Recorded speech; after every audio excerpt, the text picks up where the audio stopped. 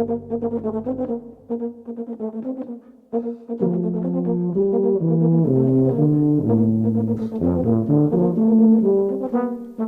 to the Brass Junkies, a podcast from the Pedal Note Media Podcast Network featuring interviews with the world's greatest brass players by two thoroughly average ones, Lance LaDuke and myself, Andrew Hitz. Today's episode features Carol Jantsch, tuba player for the Philadelphia Orchestra.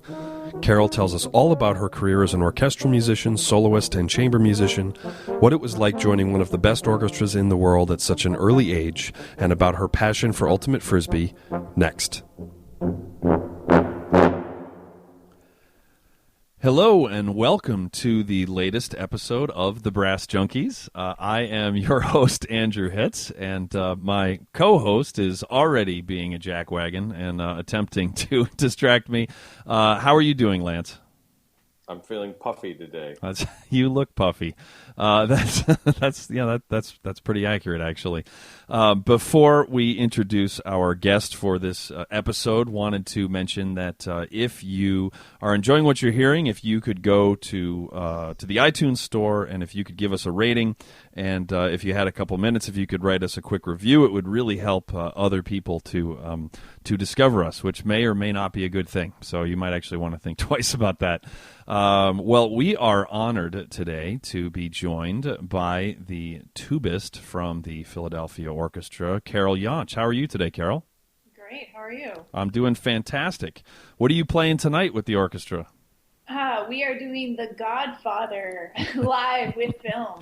And how many notes do you have in the first half of the movie? A solid 4. Oh, that is not okay. Yes. And, that's not a short half either. So, yeah, that's fun. That's less notes than Dvorak 9 and actually probably longer for just the first half of the movie. What is fun is in the second half, we get to portray an amateur brass band for a wedding, so we get to play intentionally bad. Real fun.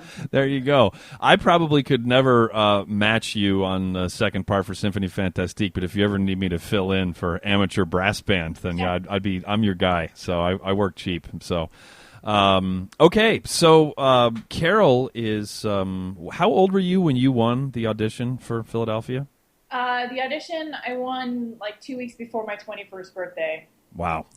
Yeah, that made some headlines. So at the time, there was the fact that a bunch of people knew who you were and a bunch of people didn't know who you were. People that had been paying attention to solo competitions and things like that did, but it was not one of the usual names that had kind of been placing because you were 20, so that's not exactly a knock. You were like in school. And then out of nowhere, like just spread like wildfire that there was a 20-year-old and a female, both of which were remarkable. What was that experience like, the auditioning for that at such a young age?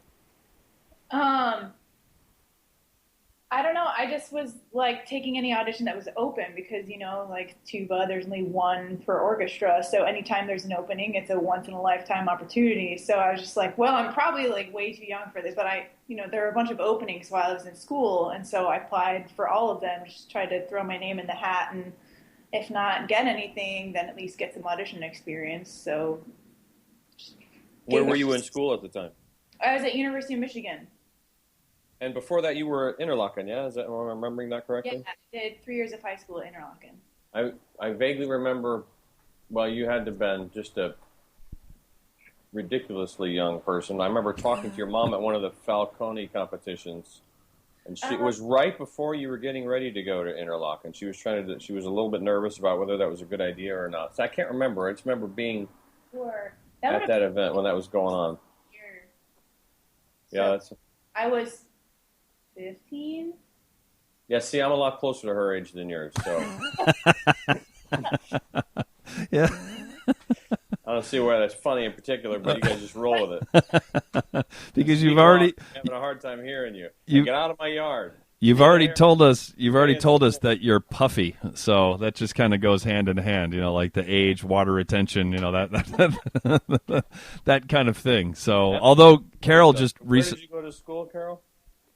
Oh, geez, yeah, he's riffing on being old. So, yeah, that was Lance's jokes almost always hit. That one was a little forced. I've got to be honest. But it's going with the old person bad joke thing. Yeah, well, hey, so it was a couple levels deeper than it was deeper than I thought. I apologize, Lance. Yeah, that was right over my head. So, although Carol, you just turned 30, right? That's correct. Yeah, so you're on the back nine, just like the rest of us. So, yeah. Oh, that's pretty funny. So, can you talk us through what it was like that day auditioning for the orchestra? Like what the process was? Well, you'd probably want to back up even further than that because that wasn't the first audition that Philly had, right? So, Paul Kraswicki, my predecessor, he retired in the spring of 2005 at the end of the subscription season.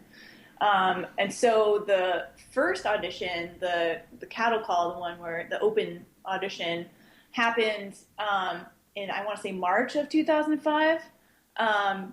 And that's the first, like, I actually applied for that audition, sent a resume, and I got a letter in the mail that said, thanks, but no thanks. And so I was actually rejected from the first one. And it was funny because they made a little typo in the personnel office, and they sent me a thanks but no thanks for the principal viola audition. Like, we don't want you to like bring your tuba to the principal viola audition. Well, that had to have been a relief on some level. So I didn't actually get to go to that one, but then they decided not to hire anyone at the first one, and they were like looking to have a second audition.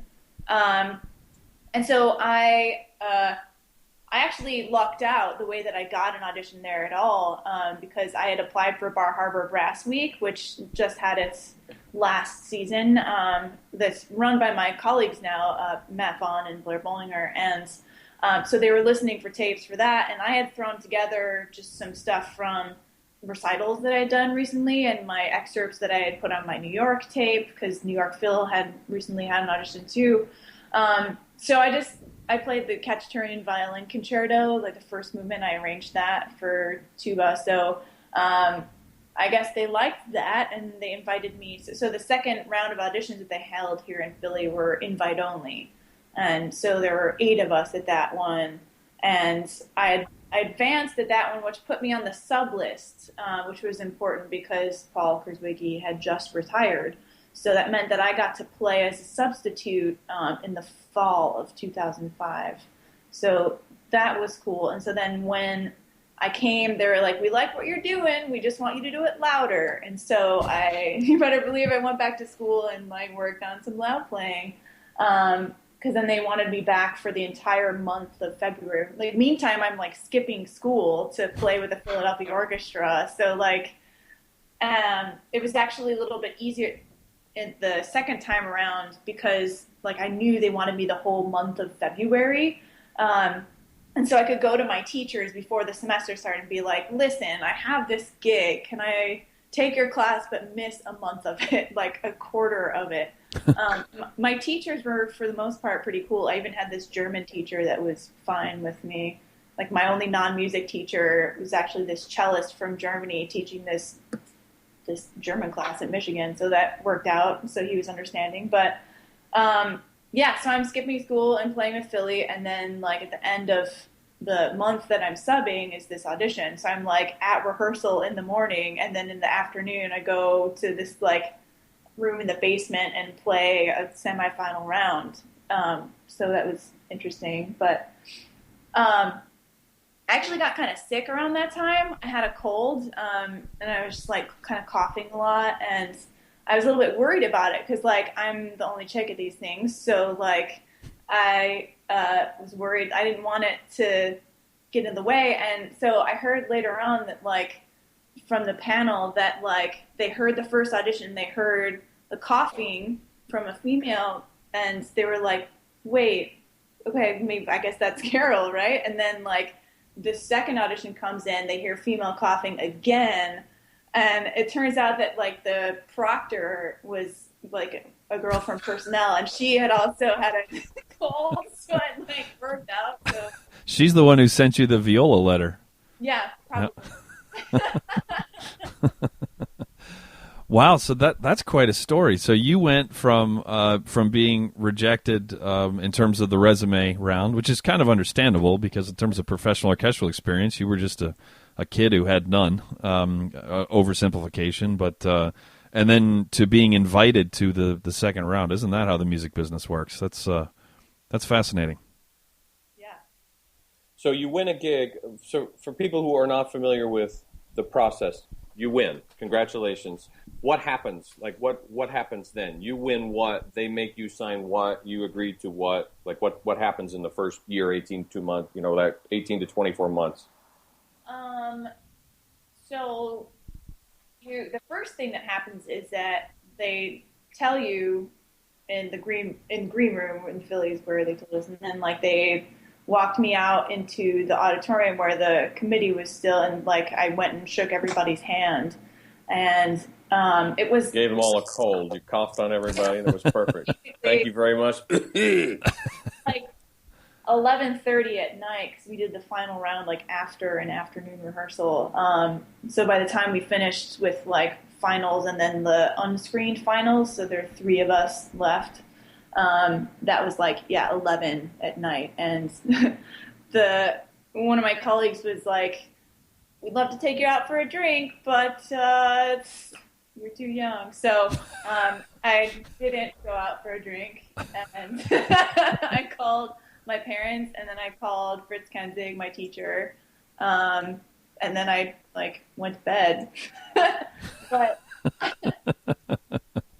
I worked it out with personnel, like, because I had just found out that I gotten into like a summer festival, and I was just sort of like, I want to like I was asking around, should I start in the summer, should I start in the fall?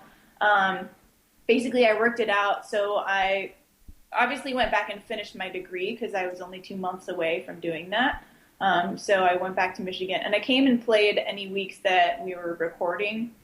But then I started at the end of the summer so I could go on European tour. So that was my first tour with Philly, was the summer of 2006. And I just completed my 10th tour with... There you go. Wow. So do you sign out at that point? So we have a lot of students that listen. So at that point, do you sign a 1-year contract, or you just automatically in the orchestra indefinitely, or what happens when you win a gig at that level?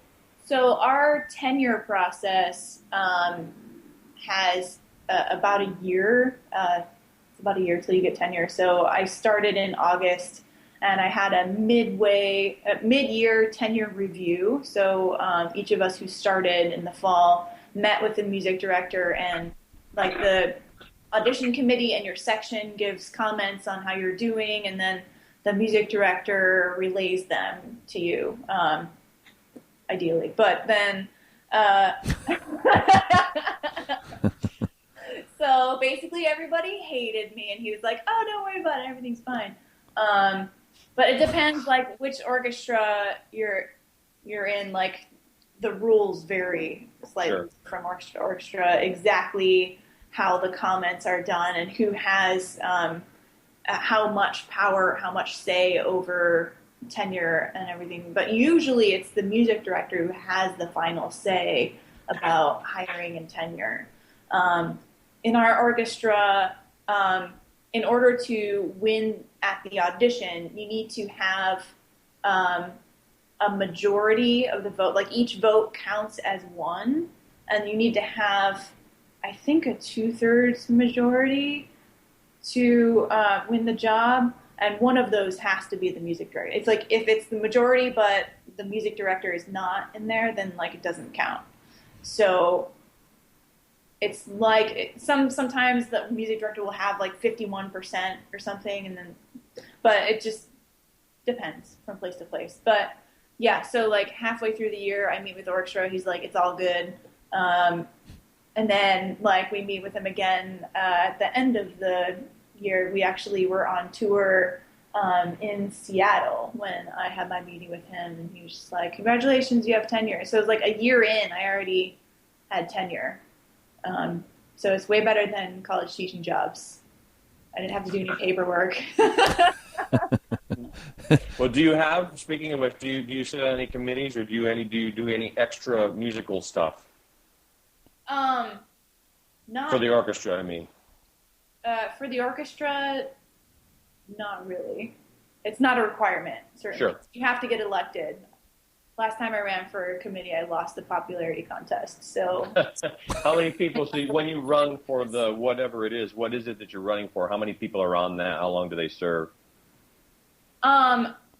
our committees are for the most part year-long, have year-long tenure. So, like, you get voted on every year. But we have a bunch of committees. We have a members committee, artistic committee, travel committee, education committee, pension committee, media committee. I'm sure there are more, but there are a bunch of them. And you can't get on any of those? Well, I don't want to be most of them. I'm just kidding. So what was the most surprising part about the gig for you? Surprising. Or what's something that wasn't exactly how you would expect it to have gone, like after a year or two in? I think just having the shift from undergraduate student to like someone just like have a plane. Yeah, I don't think it was a plane. The last time that Lance asked a question, it sounded like he was getting electrocuted in a bathtub. So I'm not sure if that was him as well. Hey, Lance, say something else. Something else. Well, now you sound good, and now we don't have like the alien spaceship hovering overhead. So So sorry. So you were talking about shifting from shifting. She just coughed again. She's reliving the audition process. So that was not the proctor. You were talking about shifting from being an undergraduate student to being a full-time orchestral musician. Yeah, I think for me the social component was harder than I expected for sure, because in college you have, in Michigan I had like 37,000 people in the same boat as me, the same age, the same stage in life. And like, so I could choose my friends pretty easily. And then I got to the orchestra, and there are 100 of us of all demographics, and definitely like re-evaluated my definition of the word old. Because there were people 4 times older than me in the orchestra, literally 4 times older than me. Wow. So obviously, like, me and the 88-year-old are not going to, like, hang out after rehearsal. I mean, we could, but, like, it's not like we have a whole lot in common. He does, like, that was Jerry Wiggler was his name. He had great World War II stories that I heard get better with time. So that's a great thing. Well, I actually learned how to play Ultimate at Interlochen when I was a student there. So for me, it's always been, like, kind of a non-conventional sport, a sport for non-jocks, for sure. So we would play like barefoot and not have all the rules, and we're kind of like a ragtag bunch of hippie music students trying to play sports. And so it has a special place in my heart because of that. But then I went to University of Michigan for college, and I played on the women's team there, which was pretty competitive. We would travel for tournaments like all over the country, as far as like California, Texas, Atlanta, and all over the Midwest a lot. So, and now that I'm here, there's a great league. So you play in a different team every season, and so it's a great way to meet people. And usually, like, we will.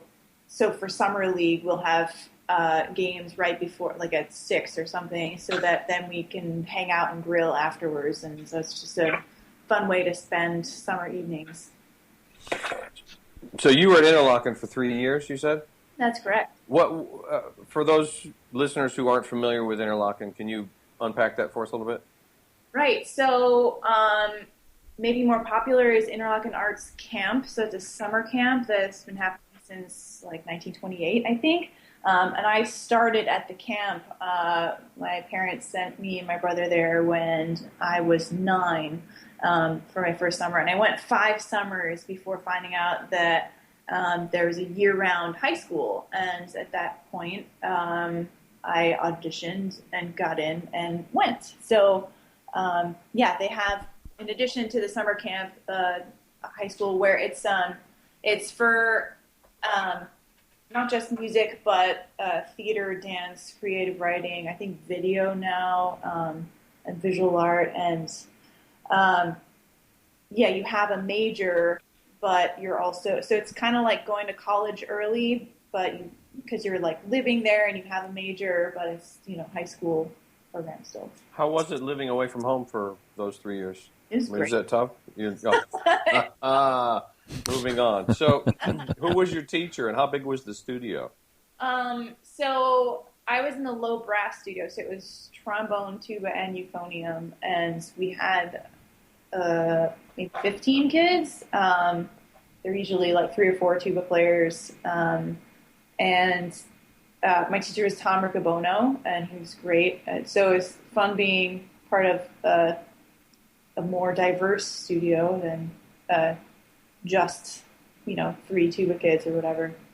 Every time I see Tom, I tell him that I want his job. Are you sure?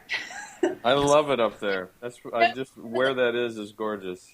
I understand the winter. I know. I grew up in Michigan. Yeah, it's just kind of isolating, which is fine if you're like a high school kid, like needing to focus on your studies. But it's kind of the middle of nowhere. Like revisiting there as an adult, and just like it's beautiful and quaint. But isolating is the ideal as far as I'm concerned. see, she's still in that phase of her life where she's like, seeking out social networks and things like that. And Lance and I are just like, I'll do a podcast and then leave me alone. I love living in the city, and obviously you're not going to have like something like the Philadelphia Orchestra in a place like Interlochen, Michigan. Sure, this is true. That's why you should just start a podcast. It's shockingly lucrative, actually. Not so. I might have made that part up. So, Carol, you tell me. I get the impression, or I would suspect, that you get a lot of questions like we've thrown at you. What's it like being 20 years old and winning this kid? What's it like being a woman or being a girl? That's the first da-da-da-da-da. Does that bug you at any point? I mean, are you sort of sick of talking about that angle of it? Is that where are you in terms of that? Yeah, I have really mixed feelings about that. People don't really talk about the age thing very much. That's not interesting to them. I don't know, but I just don't get asked about it. I get asked about the female thing a lot. And that's fine. Like, I feel like it's kind of a responsibility that I didn't really sign up for, but like I would like to do a good job of representing my gender, since I'm, sort of have this position where I have this attention from breaking the glass ceiling, or whatever you want to call it, in terms of tuba playing. So yeah, I want to represent us well, and but basically I don't really see myself as a female representative. I'm just myself, and I work really hard at what I do, and I'm lucky to have been successful at it. And I don't think my gender really had anything to do with that, like, at all. Sure.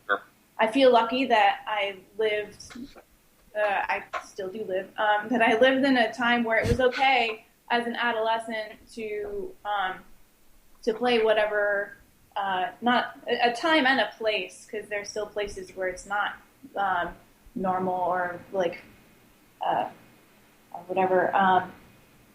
But yeah, I never felt any pressure growing up. No one like made fun of me for being a girl playing the tuba. No, like I never got any pushback from that. Like no, my parents never questioned. It was never a thing. Sure. And so I just this was the thing that I was doing, and I tried my best at it, and worked really hard. And I feel like, I think the thing that probably bothers me about it is that, like, there's a lot of attention to the, like, first female aspect of it, when, like, I don't think that helps. I think we should just focus on, like, if you want to do whatever you want to do, just like go for it and try your best. And like, I think the hard work part of it is lessened by all the attention that's thrown at the female part of it. That's what I wondered. I wonder that was you hit the nail on the head. That's the part that I wonder and worry about. My daughter is not a musician, but she's in her early 20s, and I hope she's just judged on her merits rather than whether she's a woman or a man or whatever. We did a Boston Brass Christmas. We did this Kenton Christmas Carol show every year when Andrew and I were in, and we were in some college somewhere, and I feel terrible that I can't remember her name, but we were at a university. We used some of the faculty members to help fill out the band. The professor of percussion happened to be a woman, and she played one of the percussion books. And I can't remember how we got to talking about it. We were talking backstage, and she has either one or two sons, and they're coming up as percussionists. They're little, and one of them asked if there were any boy drummers. He just had no frame of reference for there being boy drummers. The only drummers he knew were women. And so it was like, that's pretty spectacular. That's kind of a cool change of plans for that world. That is interesting to me that you almost never get asked about the age and that you get asked about the female thing. And they're both outliers, but to me it's significantly more remarkable that a 20-year-old won that audition because I was 20. We all were. It's like there's some of the best, and I know not tuba in major symphony orchestras, but there's more world-renowned female brass players than we could list between now and the end of the episode. But it's like 20-year-olds. That's a super short list. So I find that infinitely more interesting to me than the fact that you're female. All I know is that you play your tail off. I don't really care whether you're male, female, and anything. So that's interesting, though, in terms of taking away from the hard work. And that's the thing. I know that that actually segues. It will eventually segue because I'll come back to this. But I wanted to talk to you about soloing with the Philadelphia Orchestra back in March. Can you tell us about that? That was probably the highlight of my career to this point.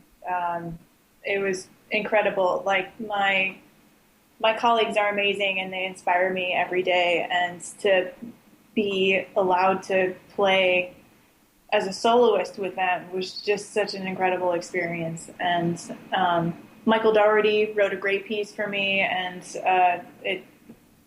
it just was, I don't know, it's super fulfilling. And what was the name of the piece? It's called Reflections on the Mississippi. Yeah, it was fantastic. Speaking of and they weren't I came up for I think it was the Saturday night performance, the final one. Luckily, I was free and able to get away because I did not want to miss it. But the two old people who came to the symphony all the time, they were mildly interested in the fact that you were female, like just very briefly, but then they were very fascinated by the fact that a tuba could play solos. That was what they were like, oh, she's female, that's interesting. And then they were grilling me like, wait, so you guys so you play the tuba professionally as well? And I was like, and not in a rude way. They were just kind of like, we've been here for 8 decades and this is news, there's 2 of you in the same room who play the tuba for a living, but boy, the place went nuts. Yeah, the crowd absolutely loved it, and I think similar to the fact that I think most of the people that hear you play very quickly don't care that you're female because you're a great musician and it doesn't really matter what you look like. That similarly, that I think a lot of people were like, wait, how is this going to go when it's a tuba? And then, whether not consciously, but very shortly into the piece, they forgot that you were then, that it was weird that there was a tuba because it was just a great soloist on stage, and you just kind of, the crowd seemed to really go with you, which was awesome. One of the comments that I get a lot from general listeners after a performance is like, I had no idea the tuba could do that. Oh, I wish I had $1 for every time I heard that. Yeah. That's great, though, because I feel like that's what we're here to do is if we're going to legitimize the instrument, we got to show people like, hey, music is music. This just happens to be the instrument that I use. Yeah, amen to that. And so the reason that I thought of this, and I was going to ask you about this, but what jogged my memory in terms of the hard work was that you had something like 3 curtain calls or something like that. I mean, you just kept walking back on stage. The crowd would not stop clapping. The orchestra was going nuts, and you played an encore, and I think it was a Piazzolla piece that night. You came to Saturday? Mm-hmm. Yeah, I played a Piazzolla Tango Etude. Which was just like stunningly virtuosic, but it was virtuosic in the sense of how easy it sounded. That was what was just, and I of course knew that it wasn't, and just anyway, the point is that I went backstage to congratulate you afterwards, and was standing there with my good friend Tony Prisk, who's recently tenured in your fine ensemble there as a trumpet player, and I was telling you how great the encore was, and that was when Tony interjected, and he said, "You do realize that she played a different encore every single night," and at that point I was like, that's when it just kind of. That's when it, and I believe what I said to you was that really necessary, Carol? And you just got a big smile on your face, and your answer was priceless. What you said was, when am I ever going to get this opportunity ever again? So, like, of course I'm going to play a different encore every night, and it was like, wow, I'm not sure my brain works that way. You know, if I nailed that like you did on Thursday night, I was like, I think I should do that again tomorrow. You know, like and see if it goes well. But the fact that you played 3 different encores, did you come up with that plan ahead of time, or did you? I mean, obviously, I'm not saying you did it as you were walking on stage, but did you know right away that you were going to work up 3 encores, or did that kind of come about over time? I have a couple pieces that I use regularly anyway, so like those are my 3 kind of go-tos, and so I knew I wanted to play something flashy the first night. I don't know, it just sort of happened that way, and I couldn't really decide between the ones that I like playing. I played Cascades, which is like the title track to my album. It's a trumpet piece, like really flashy trumpet piece, on Thursday night, and then I played Syrinx, WC's solo flute piece on Friday, and then Piazzolla on Saturday. I just I don't know, I like playing, and I want to take advantage of an opportunity when I have it.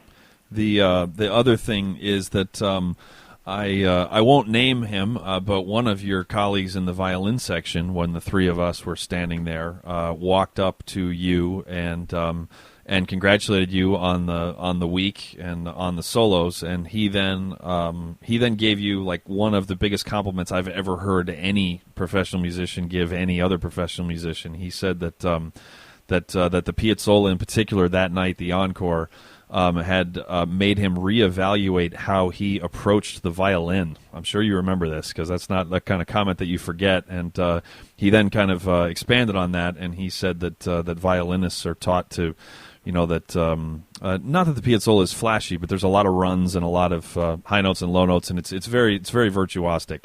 And he said the violinists are taught that there's a way that you play music in front of a crowd, and that you almost and he meant this as a compliment, that it was almost as if you were playing the music for yourself, and that you weren't showing off to the crowd, and that was kind of making him question his entire approach to solo playing. So and that was just kind of like that was, and I totally knew where he was coming from after hearing it, but I was blown away by that comment. Isn't that what you want to hear from a performer, though? Like, if it's kind of, it's a weird thing to be trying to presume what people want to hear, like, and it puts you in this position of unsurety, like that. Like, I don't think that goes with your virtuosic. If we're making up words, but I am. You went to Michigan, I went to Northwestern. I think we're allowed to.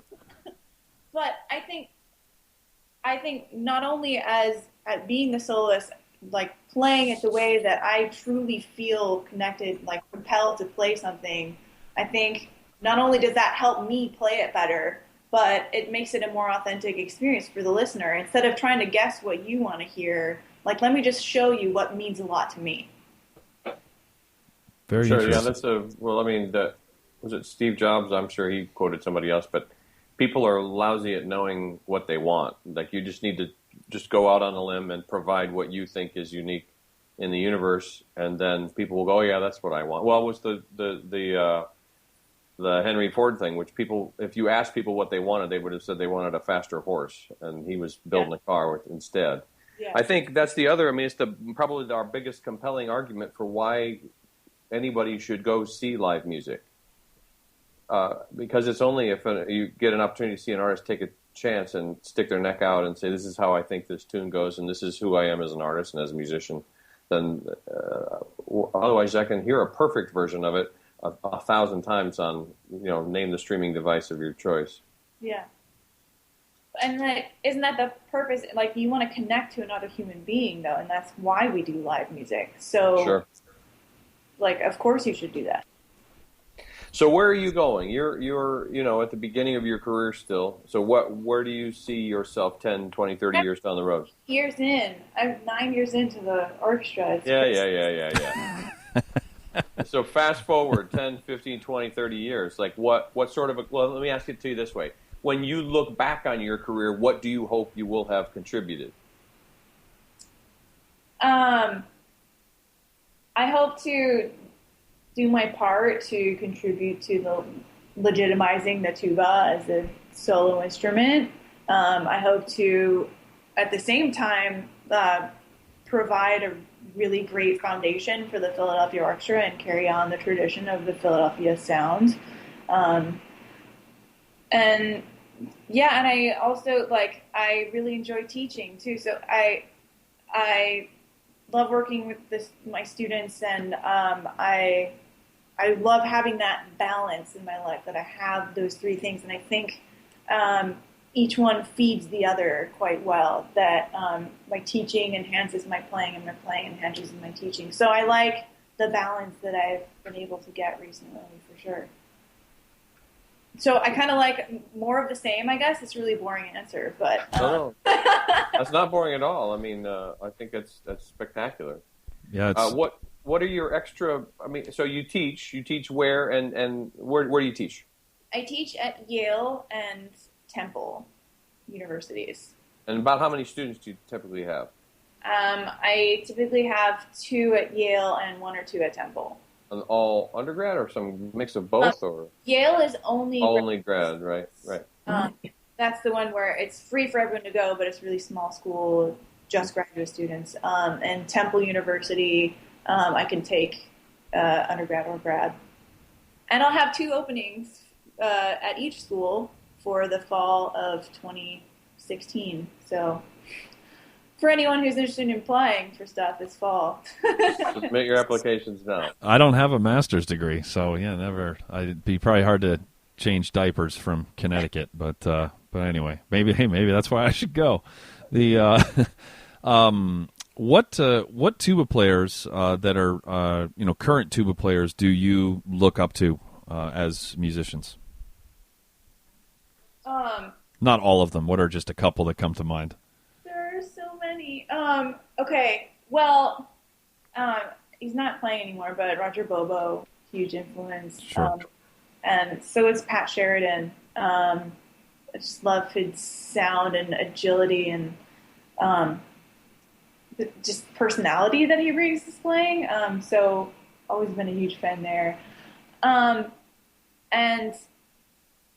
Gene Picorni, orchestrally, always been my idol there. But there's so many, I feel it's hard to choose because there's so many great tuba players out there. So I'm going to stop there.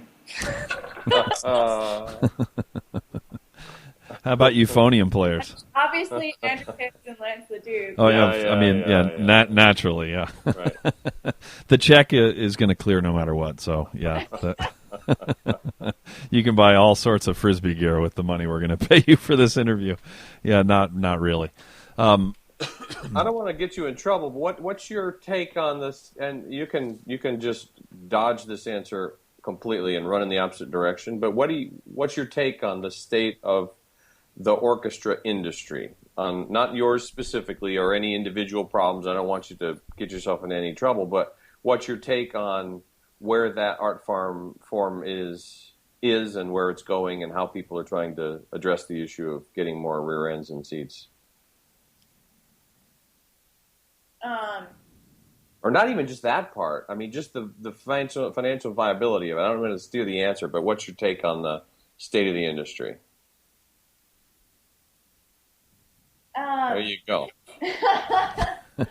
Let me ask you a different question. Is that one too tough? I mean, I don't mean okay. So just briefly, orchestras first started to exist as like supported completely by like rich courts in Europe, right? So like there's always been an underwriter, and I think to try to make it like a for-profit thing where we rely on only ticket sales, it's never been that way. So like to try to change that now, I think what we need to be doing is like bridging the gap between like maintaining the art form that we need. Like, yeah, it's high art, and like there's a place for that in our culture, and hopefully people will continue to support that. But we need to like bridge the gap between that and people who have no relationship to classical music. So I call them like gateway concerts or like outreach concerts, where you can have your like one thing, like if someone comes to see The Godfather tonight and has their only experience with classical music so far be just like this really positive thing where like we saw a movie with a live orchestra and it was super cool, like that's a great thing for us. And like I know that like people grumble about having to play like pops concerts, which whatever. I think it's great that we're going to get a bunch of people there and having a positive view of what the orchestra is and can give to people. So I don't know. I think that's a very possible thing. So.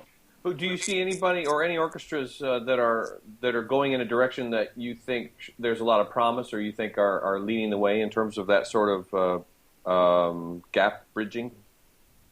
I'm not sure I'm educated enough in like the industry of like every orchestra enough to know. I saw St. Louis Symphony a couple of years ago. I had a night off with Boston Brass in St. Louis and looked up the symphony, and they happened to be doing the soundtrack to The Matrix with the movie, and so I went and saw that, and it was not only like great playing and fascinating, but it was really interesting to see the demographics of the hall, which was I don't think it was sold out, but it was really close to sold out, and it was significantly younger. Crowd that really seemed to be quite engaged, not just with the movie, but also with the music as well. It was good to see.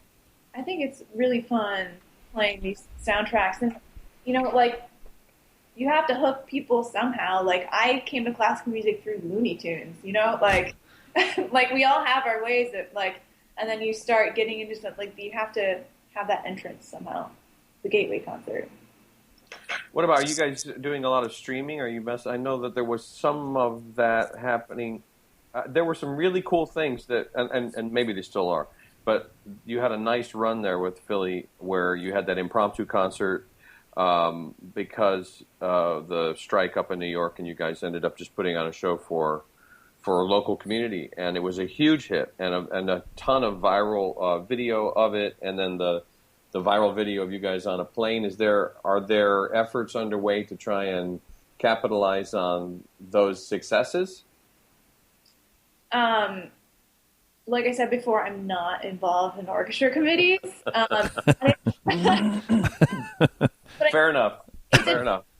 Like, yeah, how would then the orchestra be compensated for any video? So it's a whole mess that I just sort of. Well, I don't want to get you in trouble. I don't want to stick you out on a limb and hand you a saw. So,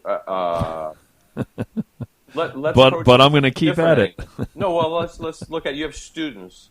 What are you telling your students in terms of the market? Andrew and I both teach college students all the time, and so what are you telling? How are you addressing the challenges that young students are facing in the market in terms of supply and demand, in terms of the changing marketplace, in terms of all of that stuff. What are you doing as a teacher to coach them through that? I try to be as realistic as possible with them, and I hope that working together, that the kind of things that we're working at, the larger scale ideas of like commitment and like creative problem solving and like dedication to a craft, are things that can translate to whatever you're doing, so that it's life skills, not just tuba skills.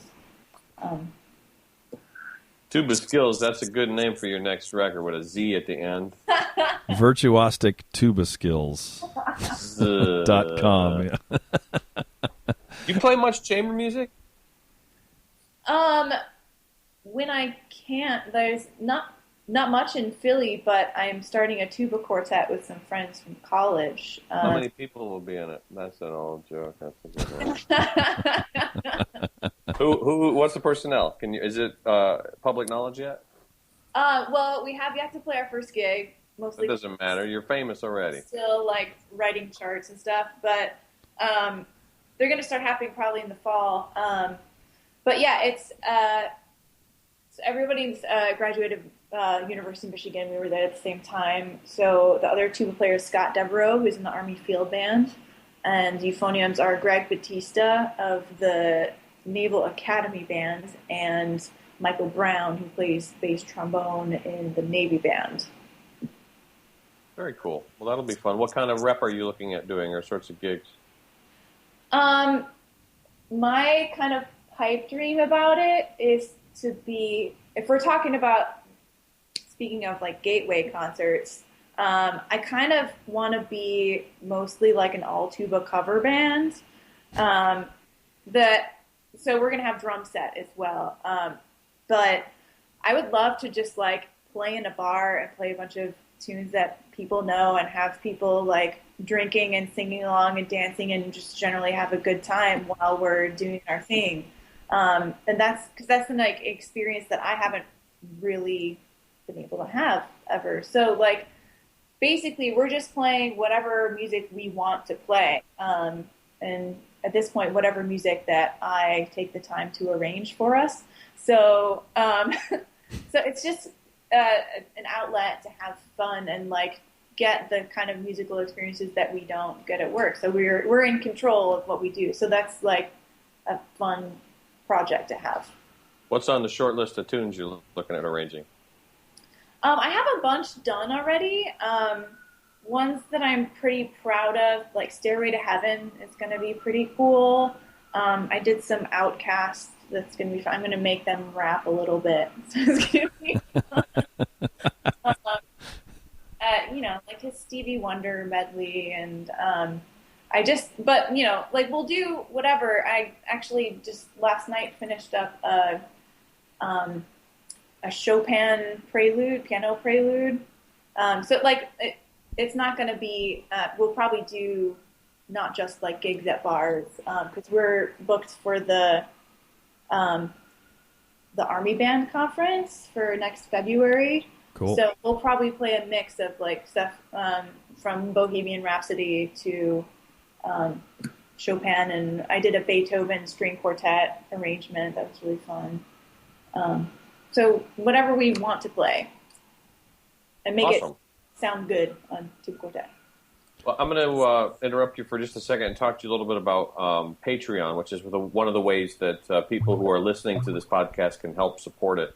There are a number of costs associated with doing what we do, just in terms of the editing and uploading and the hosting of it, creation of the artwork that goes along with everything, and trying to make Andrew and me look good. The makeup and hair is excessive. But in all seriousness, there are costs, and if you are a fan of the show and you're interested in helping us produce these, we would love to have you be a patron of the show. And one of the ways we do that is with this platform called Patreon. And you can sort of think of it as Kickstarter, but on an ongoing basis. And the way it works is that If you go to our website, we'll send you a link there. But you end up going to the site and you sign up to contribute a certain amount on a recurring basis that you'll contribute for each podcast. And so we put out we shoot for a podcast every other week. And so if you contribute $1, you'll end up contributing about $2 a month. And you can cap it as well. So if you don't want to pay more than $3 in any given month or $1 in any given month, you can just set the cap any way you want. You can change it anytime you want. And we have different incentives if you contribute at a higher rate, $2 or $3 or $5 or $10 or more per episode. Thank you very much for doing that. And we have a whole bunch of some free downloads and access to behind-the-scenes stuff, and we'll include you on some of the behind-the-scenes calls that take place before the episodes are recorded. And like I said, we really appreciate you listening. That's the first and foremost thing. Please just keep listening. Tell your friends. But if you are interested in helping contribute at a financial level, Patreon is a great way to do that, and we would really appreciate your support. So go to go to pedalnotemedia.com and click on the support button, and that'll sort of steer you to where you need to know. So thanks very much for that, and now back to talking to Carol. Thanks, Lance. No, thank you.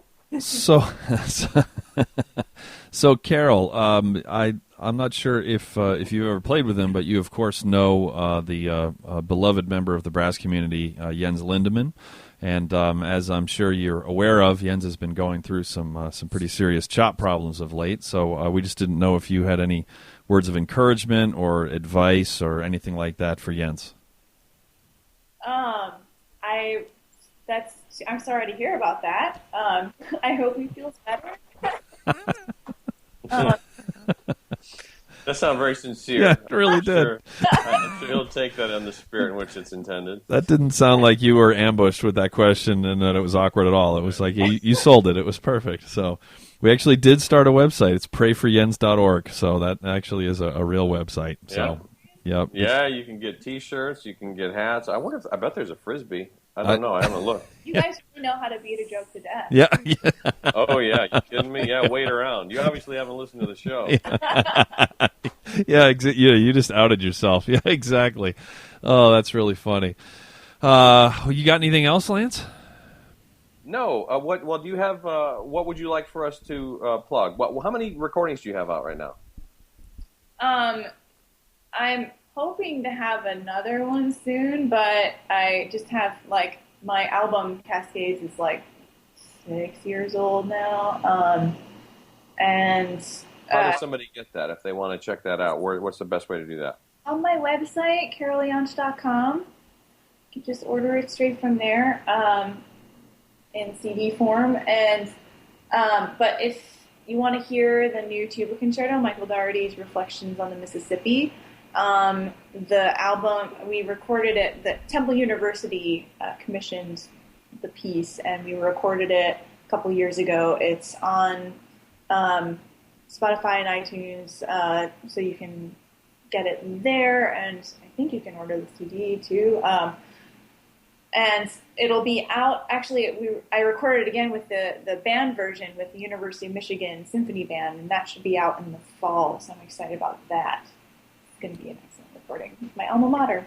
Is there anything you wish we had brought up or talked about that we didn't? Anything we skipped? Any major omissions? Not I'll take that as a no. Come immediately to mind, no?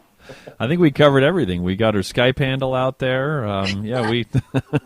We talked about how impressive it is that she's a female and that she won an audition. All of that good stuff. So. No, that was a reminder. Her Skype handle is Jeff Connor Frisbee. Yeah, Jeff is our former colleague in Boston Brass. Every chamber group that travels for a living has one guy or girl, I'm guessing, that gets the brunt of all of the jokes, and that was Jeff. So even though he's been out for a couple of years. Here's a question: what's the weirdest thing that's ever happened during a concert that you've been a part of? Oh. Yeah, the first thing, there are plenty of them, but the first thing that comes to mind is we were on tour in 2009 at the Canary Islands, and we were playing Bruckner 6, which, Bruckner, very expansive melodic stuff, and so, melodies last a long time, and with Eschenbach, they last even longer. And so, like, this slow movement was just crawling along. And one of our bass players before the concert had taken some cold medication, and like, so we're just like, so the slow is just like dragging along, and we're like slowing down at the end of every phrase, and it just like crawls to a halt at this one grand pause, and then all of a sudden, like, big crash, boom, bang from the bass section, and I was like, holy shit, my colleague just died. What just happened? Like, I'm on the other side of the stage. Like, I have no idea what's going on. Eventually, like, there's so much commotion. The music stops. Everyone's just like, oh, my God, what's happening? Blah, blah, blah. And they make an announcement in Spanish over the loudspeaker, but my Spanish wasn't good enough to figure out what happened. And they, like, sort of drag him off stage, and his bass is total. Like, the neck snapped off his bass because he fell, like, on it.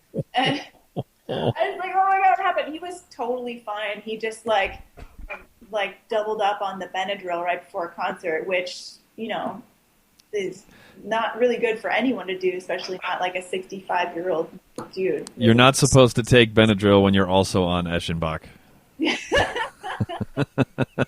That is awesome. Spectacular. It was scary, but he was okay, so now it's funny. Wow. That's a good. I'm glad Lance got that one in there. That's a good story. That's a good one. There you go. Bruckner's on a high note. Yeah, Bruckner has taken out a lot of string players, I think, over the years. So, yeah, there you go. Well, thank you so much for joining us, Carol. This has been great. And where can people find you? I guess you just said that. CarolJantsch.com. Yeah, I have my website, and I have a Facebook page. Just search for Carol Jantsch. You'll find me. And you're also at Carol Jantsch on Twitter. I believe so. Yeah. There you go. I can confirm that you are. So yes, she tweets all the time. Yeah, not as much, but she is there. So cool. Anything that I forgot there, Mr. LaDuke? I don't think so. Well, our Twitter handles and. Oh yeah, I'm at Hitz Tuba. He's at LaDuke. And, when pedalnotemedia.com is where you can find both this podcast. Also, Lance has a new one called Lance Learns to Play, which is a video podcast, which you can find on his YouTube channel. And I've also got the Entrepreneurial Musician podcast, which you can also access at pedalnotemedia.com. So my Alpenhorn video goes up. Actually, it should be uploaded right now. Yeah, he taught himself enjoy it. Yeah, he learned in quotes learned bagpipes last month, and this month he's learning Alpenhorn. So drum set's next. Oh, jeez, that's gonna be fun. Yeah, and I live in an apartment. Popular guy. Oh. Your house must be very cluttered at this point. Yeah, actually. That sums it up. That's pretty funny. All right, well, that does it for another episode of The Brass Junkies. Thanks, Carol.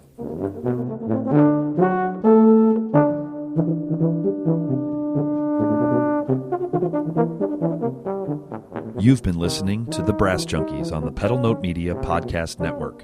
If you would like to help support the podcast in order to make more episodes like this one possible, please visit pedalnotemedia.com/donate for more details. Also, be sure to check out our latest recording, The Brass Recording Project, at brassrecordingproject.com. The Brass Junkies is produced by Austin Boyer and Buddy Deschler of the Fredericksburg Brass Institute. Executive producers are Andrew Hitz and Lance LaDuke. This has been a presentation of the Pedal Note Media Podcast Network. Ho!